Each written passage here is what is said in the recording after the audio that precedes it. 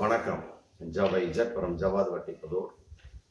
Power Writer அப்படிங்கிற YouTube channel மூலமாக உங்களை மீண்டும் சந்திக்க ரொம்ப மற்ற மகிழ்ச்சி. அத்தோட எங்கள் சேனலை சப்ஸ்கிரைப் பண்ணுங்க, பெல் பட்டன் அழுத்த மறந்துடாதீங்க. அத்தோட எல்லாத்துக்கும் ஷேர் பண்ணுங்க. மதுரை சுங்கம் பகுதியில் ஒரு பள்ளிவாசல் இன்னைக்கு ஒரு பிரச்சனையாகக்கூடிய ஒரு சூழல்ல இருக்கு. அது சம்பந்தப்பட்ட பள்ளிவாசல் முத்தவள்ளி தலைவர் இருக்காருங்க இல்லையா, முத்தவள்ளின்னு சொல்லுவாங்க இஸ்லாமிய மக்கள். அவர் இன்னைக்கு ஒரு ஆடியோ ஒன்று போட்டிருக்காரு. அது எனக்கு கிடைச்சது. அதை கேட்கக்கூடிய சமயத்தில் மிக பதட்டமான ஒரு சூழல் அங்கு நிலவி கொண்டிருக்கிறது. மதுரை சுங்கம் பள்ளிவாசலை சுற்றி அப்படிங்கிறது பகிரங்கமா தெரியுது. அதாவது மதுரை மீனாட்சி அம்மன் கோவில் சொந்தமான ஒரு இடம். மதுரை மீனாட்சி அம்மன் கோவிலுக்கு சொந்தமான 2000 சதுரடி ஸ்கொயர் ஃபீட் அந்த பள்ளிவாசல் இருக்கலாம் அப்படின்னு புதுசான ஒரு குண்டை போட்டிருக்காங்க. அது கொஞ்சம் சம்பந்தப்பட்ட வகையில நாங்க அளந்து பார்க்க வேண்டும் அப்படின்னு ஒரு 2-3 நாளைக்கு முன்னால அது சம்பந்தப்பட்ட வகையில இந்து அறநிலையத்துறை சம்பந்தமாக சில பேர் நேரடியா வரல, காவல்துறை மூலமாக சொல்லி காவல்துறை வந்திருக்கிறாங்க. இந்த மாதிரி உங்க மதுரை சுங்கம் பள்ளிவாசல் அதுக்குள்ள 2000 சதுரடி மதுரை மீனாட்சி அம்மன் கோவிலுக்கு சொந்தமான நிலம் இருக்குது அப்படின்னு சொல்லி போட்டு இந்து நலத்துறை அமைச்சர் இந்து நலத்துறை எங்கிட்ட ஒரு ரிப்போர்ட் கொடுத்துருக்குறாங்க, சொல்ல சொல்லியிருக்கிறாங்க. அது வாய் மூலமா சொன்னாங்களா, எழுத்து மூலமா ஒரு புகாரா கொடுத்துருக்காங்களா அப்படிங்கிறது தெரியல. அதை அந்த மதுரை சுங்கம் பள்ளிவாசல் முத்தவள்ளி ஜமாத் ஒரு தலைவர் ஹாஜா மைதீன் அப்படிங்கிறவர் ரொம்ப விளக்கமா சொல்லுங்க. இல்ல வாய் மூலமா சொல்லுதான் இருக்கட்டும், புகாரை கொடுத்துருக்கட்டும், மட்டும் போலீஸார் சொல்லியிருக்கிறாங்க. அந்த முத்தவள்ளி காஜா மைதீன்ட்ட மதுரை சுங்கம் பள்ளிவாசலுடைய முத்தவள்ளி காஜா மைதீன் அவர் தான் தலைவர்.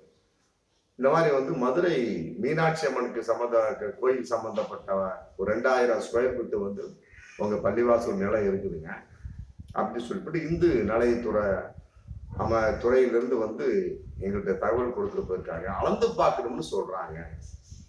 கொஞ்சம் என்னங்கிறத பார்த்து கோவில்ல உள்ளவங்க நிலத்தை அளந்துட்டு போறாங்க. என்ன அளந்துட்டு விட்டு விடுங்க, அளந்துட்டு போட்டு விடுமே, அளந்து விட்டு போகட்டுமே அப்படிங்கிற மாதிரிலாம் சில போலீஸாரே சொல்லியிருக்கிறாங்க.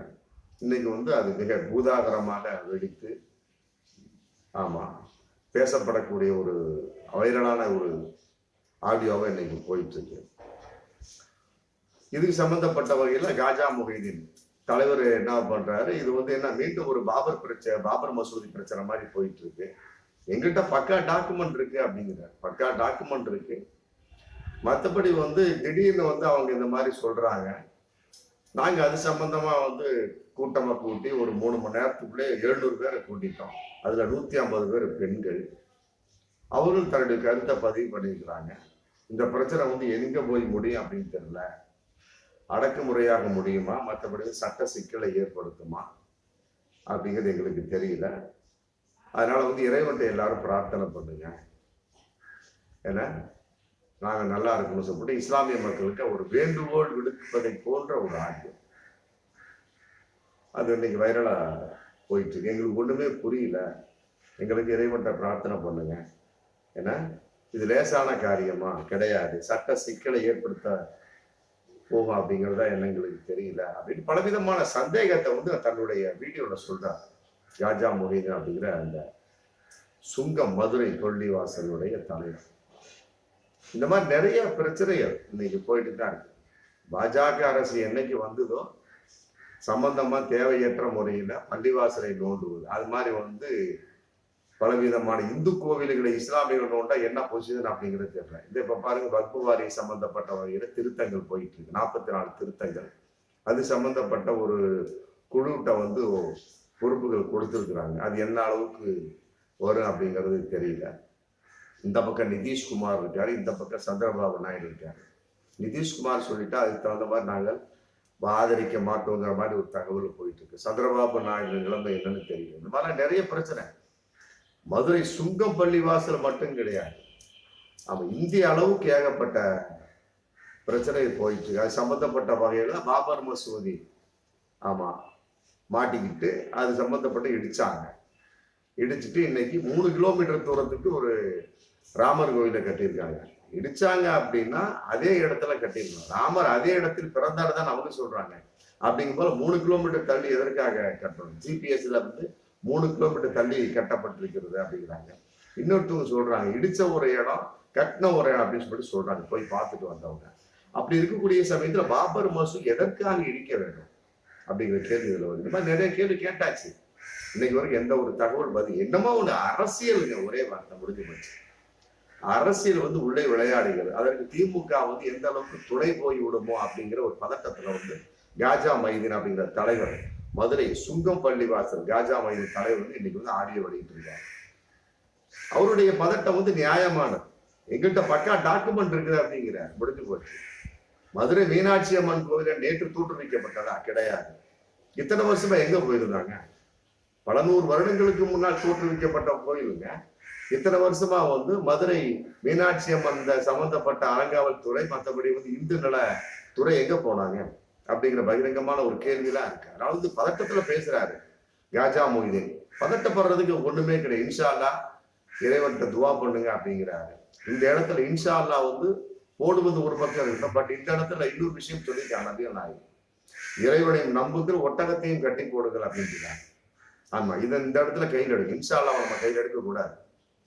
இறைவனையும் நம்புங்கள் ஒட்டகத்தையும் கட்டி போடுங்கள். இஸ்லாமிய மக்கள் வந்து இந்த இடத்துல இந்த ஒரு நபிகள் நாயகம் சொல்லி சென்ற இந்த ஒரு வார்த்தையை தான் நம்ம எடுக்கணும். அதாவது வந்து இறைவனையும் நம்புங்கள் ஒட்டகத்தையும் கட்டி போடுங்க, முடிஞ்சு போச்சு. அப்படி இருக்கக்கூடிய சமயத்துல வந்து பதட்ட உணர்வு வர வாய்ப்பு இல்லை. அவர்கள் எந்த அளவுக்கு போலீஸ்ல போயிருக்காங்க, அதே மாதிரி நீங்க சட்டப்படி எந்த அளவுக்கு முடியும் வக்கீல வச்சு போலீஸுக்கு போங்க இல்லையா. மற்றபடி வந்து சிறுபான்மைத்துறை நல அமைச்சர் மஸ்தான் சாஹிப்பை போய் பாருங்க. சிஎம் செல்லுக்கு வந்து ஒரு ரிப்போர்ட் கொடுங்க. சிஎம் செல்லுக்கு ஒரு ரிப்போர்ட் கொடுங்க. இந்த மாதிரி நடந்துட்டு இருக்குங்க, எங்கிட்ட பக்கா டாக்குமெண்ட் இருக்கு. வக்கீல பிடிக்க முதல்ல. இது சம்பந்தப்பட்ட சிவில் வக்கீல, அது சம்பந்தப்பட்ட நமக்கு இஸ்லாமிய வக்கீல ஒருத்தர் இருப்பார், அவரை கரெக்டா பிடிங்க. பிடிச்சி விஷயத்தை சொல்லுங்க, டக்கு டக்கு என்னன்னு பாசல் பண்ணுங்க. சிஎம் செல்லுக்கு ஒரு ரிப்போர்ட் கொடுங்க. அப்புறம் இவரு அறநிலையத்துறை அமைச்சர், இந்து நல அறநிலையத்துறை அமைச்சர் சேகர் பாபு டைரக்டா போய் பாருங்க. ஒரு டேட் வாங்கி அப்பாயின்மெண்ட் கொடுத்து டேட்டு பாருங்க. ஆமா, அதே மாதிரி வக்பு வாரிய தலைவராக தேர்ந்தெடுக்கப்பட்ட நவாஸ் கனியும் போய் பாருங்க. எல்லாத்துக்கும் ஒரு ரிப்போர்ட் கொடுங்க. எல்லாத்துக்கும் ஒரு ரிப்போர்ட் கொடுங்க. ஆமா, ரிப்போர்ட் கொடுத்து என்ன சமாச்சாரம் அப்படிங்கறது வந்து பேசுங்க. சட்ட சிக்கல் இருக்கக்கூடிய சட்டப்படி அது என்னங்கிறத பாருங்க. ஏன்னா கேட்டா இது வந்து நடந்து கொண்டிருப்பது மத்தியத்துல பாசிச கும்பலுடைய ஆட்சி. அதற்கு வந்து திமுக வந்து துணை போய் விடாது அப்படிங்கிறது பலவிதமான கருத்து இருக்கு. அது மாற்று கருத்து இல்லை. அதன் அடிப்படையில 40-40 வந்து இஸ்லாமியர்கள் வந்து திமுகவுக்கு ஃபுல் சப்போர்ட் பண்ணி இன்னைக்கு 40-40 அப்படிங்கிற மிகப்பெரிய வெற்றி கொடுத்துருக்காங்க.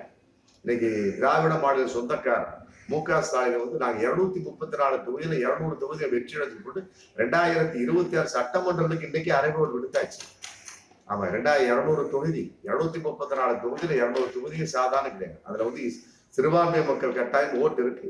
அப்படிங்கிறப்ப இந்த திமுக அரசு நமக்கு எப்படியாவது துணை போகும், அதுல மாற்று கருத்தே இல்லை. புரியுதுங்களா? 2000 ஸ்கொயர் ஃபுட் வந்து எத்தனையோ வருடங்களுக்கு முன்னால வந்து அவங்க சொன்னது உண்மையாக இருக்கிற இத்தனை வருடங்கள் எங்கே போனார்கள் அப்படிங்கிற பயங்கரமான ஒரு விஷயம் இருக்கு. அதே நேரத்துல இதுல வந்து தூண்டுதல் இருக்கா, பாசிச கும்பலின் தூண்டுதல் இருக்கா அப்படிங்கிறதையும் இது பாருங்க. இதுல அரசு நெருக்கடி இருக்கா? இருக்க வாய்ப்பு இருக்காது. ஆமா, நடந்து கொண்டிருப்பது பெரியார் ஆட்சி. ஆமா, அதையும் பாருங்க. அதே நேரத்துல மற்றபடி சில பாசிச கும்பல்கள் எந்த அளவுக்கு தூண்டி விட்டு கொண்டிருக்கிறார்களா அப்படிங்கிற சில விஷயத்தையும் அதுல பாருங்க. அப்பதான் வந்து இது மிகப்பெரிய ஒரு பிரச்சனைக்கு உள்ளாகாமல் சரிகட்டப்பட்டு அது சம்பந்தப்பட்ட ஒரு ஸ்டெப் எடுக்கக்கூடிய விஷயம். மற்றபடி வந்து இதுல பலவிதமான ஒரு சிக்கல்கள் இருந்தது அப்படின்னா தானா விளங்கிடும். பாருங்க, பழனி கோயிலுக்குள்ளேயே வந்து இந்து மக்கள் தான் நுழையணும், கிறிஸ்துவர்களும் இஸ்லாமிய நுழையக்கூடாது அப்படின்னு ஒரு உத்தரவை போட்டு வாங்கி வச்சிருக்கிறாங்க. ஆமா, அதையெல்லாம் விட திருப்பதி தேவஸ்தானம் லட்டு சம்பந்தப்பட்ட பிரச்சனையில மாட்டு கொழுப்பு கலத்திருக்குன்னு சொல்லி போட்டு திண்டுக்கல் ஏஆர் டைரி மேல ஒரு கம்ப்ளைண்ட் போயிட்டு இருக்கு. FSSAI அவங்க தரப்பு கட்டுப்பாட்டு வாரியம் அது ஒரு நோட்டீஸ் கொடுத்துருக்குறாங்க. நம்ம உங்களுடைய நெய்யில வந்து ஏகப்பட்ட தரம் இல்லை அப்படின்னு சொல்லி நோட்டீஸ் கொடுத்துருக்காங்க. இதை வச்சு இங்க என்ன பண்ணிட்டாங்க, பழனி பஞ்சாமிர்தத்துக்கே வந்து சில பாஜகவினர் வினோத் வி செல்வம், மற்றபடி செல்வகுமார், இந்த மாதிரிலாம் ஏகப்பட்ட பேர் வந்து ஏஆர் டைரியில வரக்கூடிய அந்த நெய் தான் வந்து பழனி பஞ்சாமிர்தத்துக்கு யூஸ் பண்றாங்க. அதனால வந்து பழனி பஞ்சாமிர்தத்திலையும் இதுல அந்த மாட்டு கொழுப்பு கலக்கப்பட்டிருக்கலாம் அப்படின்னு கூட ஒரு குரலை கலக்க விட்டு இன்னைக்கு வந்து அந்த நிறுவனத்தினுடைய அந்த பஞ்சாமிர்த கண்காணிப்பாளர் இருப்பாங்க பாண்டியராஜன் அப்படின்னு போலீஸ்ல கம்ப்ளைண்ட் கொடுத்துருக்குறாங்க. இந்த மாதிரி 2 பேர் பண்ணிட்டு இருக்காங்க. யாரு? பிஜேபிக்காரங்க தான், வேற ஒண்ணு. அதனால வந்து இந்த பாசிச கும்பலுடைய ஒரு தூண்டுதல் இருக்கா அப்படின்னு பாருங்க. மற்றபடி வந்து இந்து நண்பர்கள் என்ன சொல்றாங்க அப்படின்னு கேட்டு சட்டப்படியான நிலையான, ஏன்னா வந்து எனக்கு ஒண்ணுமே புரியல அப்படின்னு சொல்லிட்டு பள்ளிவாசல் அந்த தலைவர் பேசுற அந்த ஆடியோவில் எனக்கு ஒண்ணுமே புரியலைங்க, மக்கள் துவா பண்ணணும் அப்படிங்கிறார். துவா பண்ணுவது ஒரு பக்கம் இருக்கட்டுங்க, அது வாட்டுக்கு இறைவனை நம்புங்க, ஒட்டகத்தை கட்டி போடுங்க, அதுல மாற்று கருத்து இல்லை. அதே நேரத்துல வந்து ஒண்ணுமே புரியல அப்படிங்கிற அளவுக்கு இதுல ஒண்ணுமே கிடையாது. ஆமா, அளந்து விட்டு போகட்டுமே அப்படிங்கிற அளவுக்கு எல்லாம் வந்து ஏற்றுக்கொள்ள முடியாது. ஆமா, உடனே வந்து உள்ள போங்க. இதே மாதிரி வந்து அவங்க வந்து இந்து கோவிலுக்குள்ள அவங்க விடுவாங்கல்ல, இந்து கோவிலுக்குள்ள அவங்க விடுவாங்க. இந்த மாதிரி வந்து எங்க பள்ளிவாசலுடைய லேண்ட் வந்து கொஞ்சம் இருக்கு, 2000 ஸ்கொயர் ஃபீட் உள்ள இருக்குதுங்க, அந்த மாதிரி நாங்க அளந்துட்டு போய்க்கிறோம் அப்படின்னு சொல்லி விடுவாங்களா, அதெல்லாம் விட மாட்டாங்க. காவல்துறை சொன்னாலுமே சரி, ஆமா, விடக்கூடிய அளவுக்கு ஒண்ணுல சட்டப்படி என்னன்னு பார்த்து அதுக்கு தகுந்த மாதிரி முறையிட்டு அப்ப காவல்துறை வருவாங்க. அதே காவல்துறை தான் வருவாங்க. ஐயா இந்த மாதிரி வந்திருக்குதுங்க, எங்களுக்கு உத்தரவு வந்திருக்குதுங்க, இந்த மாதிரி நீங்க வழி விடுங்க அப்படின்னு சொல்லுவாங்க. அந்த நேரம் வரும் வரை வந்து பொறுமையாக இருந்து அது எப்படிலாம் பண்ணணுமோ, ஏன்னா 3 மணி நேரத்துல நீங்க 700 பேரை போட்டுக்கிறீங்க. இந்த மாதிரி பிரச்சனை இருக்கக்கூடிய சமயத்துல மீண்டும் அதுக்கு தகுந்த வாட்ஸ்அப் குழு அமைச்சு என்னென்ன அறிவிப்பு செஞ்சு எல்லாத்தையும் ரெடி பண்ணுங்க. அந்த 700 பேர் 7000 திரண்டு வர வாய்ப்பு இருக்கு. அப்ப ஆளாளுக்கு ஒரு கருத்துக்கு சொல்லக்கூடிய சமயத்துல வகுப்பு வாரியத்தை முறையிட்டு மற்றபடி இருக்கக்கூடிய இந்து நலத்துறை அமைச்சர் சேகர் பாபு டைரக்டா போயிருங்க. அவர் இருக்கக்கூடிய மஸ்தான் அவரையும் கூட்டிட்டு போக என்ன சமாச்சாரம் எல்லாத்தையும் சட்டப்படி பாருங்க, அதுல மாற்று கருத்தே இல்லை. அப்படி பார்த்தாதான் வந்து இது வந்து கரெக்டா போகும். நீங்க சொல்ற பயப்படுற மாதிரி ஒரு ஜமாத் தலைவர் பயப்படுறாரு, இது மீண்டும் ஒரு பாபர் மசூதி பிரச்சனையாக வாய் விடுமோ அப்படின்னு பயப்படுற. கட்டாயம் ஆக வாய்ப்பே கிடையாது. ஆமா, இல்ல நீங்க சொல்றதுல ஒரு கருத்து இருந்தாலுமே கூட அது வாய்ப்பு இல்லை அப்படிங்கிறது என்னுடைய தாழ்மையான கருத்து. அதனால வந்து அந்த அளவுக்கு நீங்க மன அழுத்தத்திற்கோ மற்றபடி ஸ்ட்ரெஸ்ஸுக்கு போக வேண்டிய அவசியம் இல்லை. அதாவது வந்து மதுரை சுங்கம் பள்ளிவாசல் ஜமாத்தார்கள், அதனால சட்டப்படி என்னன்னு உடனே பாருங்க. ஆமா, எனக்கு ஒண்ணுமே புரியல அப்படின்னு சொல்லக்கூடிய அளவுக்கு எதுவுமே கிடையாது. அதனால டக்குன்னு என்னன்னு பார்த்து அதுக்கு வந்து ஏற்பாடை பண்ணுங்க. ஆமா, இதே மாதிரி வந்து என்னென்ன பண்ணணுமோ சட்டப்படி அப்படிலாம் பார்க்கக்கூடிய சமயத்துல திருச்சியை வந்து வக்பு வாரிய இடம் அப்படிங்கிற மாதிரிலாம் தகவல்லாம் போயிட்டு இருக்கு.